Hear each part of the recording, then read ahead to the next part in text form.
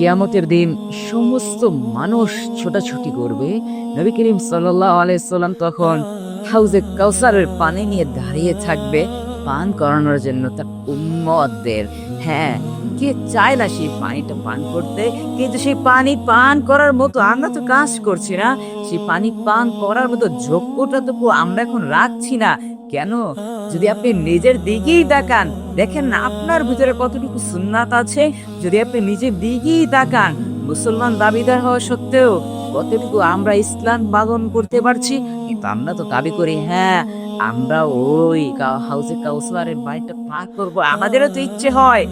সেই ইচ্ছেটা বাস্তবায়নের জন্য কতটুকু আপনার ভিতরে প্রচেষ্টা আছে, সেই ইচ্ছেটা বাস্তবায়নের জন্য কতটুকু আমার ভিতরেই প্রচেষ্টা আছে। যদি সেই প্রচেষ্টাটুকু করি তাহলেই তো পারবো। কিন্তু হ্যাঁ, আফসোস আমরা আজকে সেই প্রচেষ্টাটুকু ভুলে যাই। আমরা আজকে সেই প্রচেষ্টাটুকু করি না। তাও বলি আমাদের ইচ্ছে আছে।